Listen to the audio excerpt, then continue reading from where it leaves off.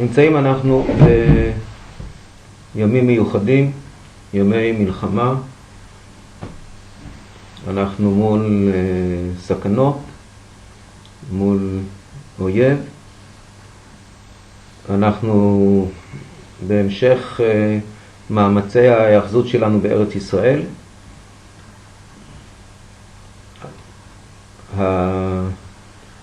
הנסיבות הללו מלוות את ישראל בדרכו הארוכה מאז אברהם אבינו, מאז ברית בין הבתרים. הדרך הארוכה אל ארץ ישראל הייתה מלווה לאורך הדורות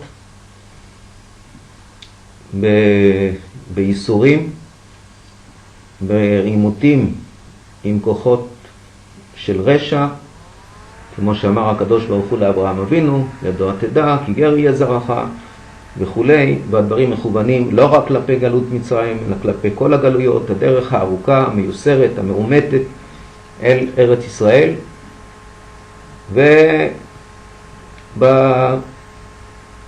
ובדרך הזאת נשמנו היטב, הזדככנו ונשמנו היטב את קיומנו הניסי, את מעמדנו כמעומתים עם כוחות הרשע, אחוזים בדגל האמונה, דגל הטוב, דגל המוסר, המוסר האלוקי, דגלו של אברהם אבינו, אחוזים בתורתנו. ועמדנו עמידה בוטחת בשם, עמידה מתפללת אל מול הסכנות והמטלות הללו, מול העימותים הללו. היו דורות רבים של גלות שאת הדרך אל ארץ ישראל קיימו בתנאים שהיו בגלות, ועמדו בתנאים גלותיים כנגד אומות של רשע, גלים של רשע. מכוחם אנחנו היום, ברוך השם, בנחלתנו, בארץ ישראל, במאמצי ההאחזות בארץ ישראל, בבניין התשובה והגאולה, מתקיימות בנו ההולכות וקמות, קורמות אור בגידים, נבואות פרשת התשובה, נבואות הנביאים, ישעיהו, ירמיהו, יחזקאל ונביאים נוספים.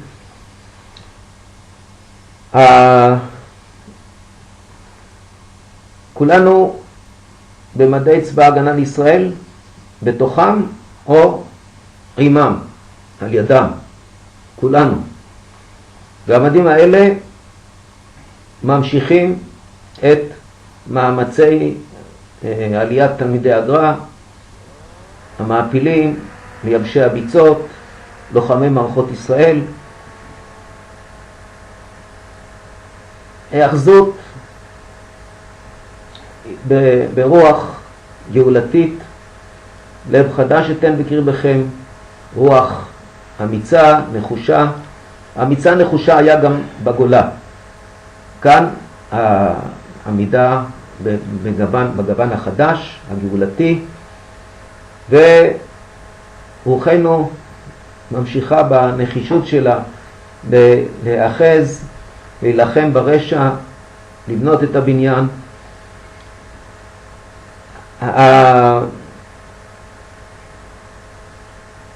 לאורך הדרך מאמצי ההאחזות האלה היו ברמה של חירוף נפש. כך היה וכך הוא היום. חירוף הנפש הזה, המשמעות שלו היא עמידה על קיומנו, עמידה על בנייננו, אבל חירוף הנפש הוא הביטוי לרצון הישראלי הגדול להקים פה את הבניין הגדול, הבניין הערכי הגדול של בניין התשובה והגאולה, שמתאים לחזונם הגדול של כל הנביאים, לכיסופיהם של כל הדורות, לתקוות עולם. זה הבניין שקם פה. חירוף הנפש שלנו הוא לא רק על ההישרדות, על ההתקיימות, על מאמצי בניין שהושקעו. אנחנו מאוד מאוד רוצים את הגבוה, את הקדוש, את הבניין הקדוש הזה אשר בעזרת השם הולך וקם. ואנחנו בעזרת השם בימים כאלה מתחזקים באחדות שלנו, בהחזקת הדגל הגבוה שלנו, בהמשך המאמצים, ואת הרוח הגבוהה, המלוכדת, המאמינה, המתאמצת הזאת של ימים כאלה, אנחנו בעזרת השם מעבירים אותה ונמשיך להעביר אותה אל ימי השגרה שלנו. חלק מאיתנו נמצא בחזית, חלק מאיתנו נמצא בבתי המדרשות. את הרוח הזאת הוא מקיים על ספסלי תורתו, חלק מאיתנו במערכות של חינוך, שאנחנו בכל המקומות האלה נושמים היטב את המשמעות של מאמצי אחיזתנו בארץ ישראל.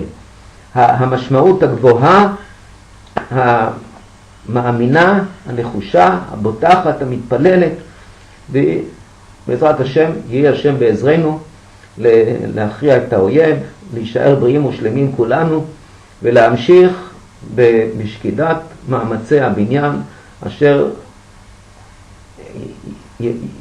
יוסיף, ילך ויבנה מחיל אל חיל בעזרת השם יתברך.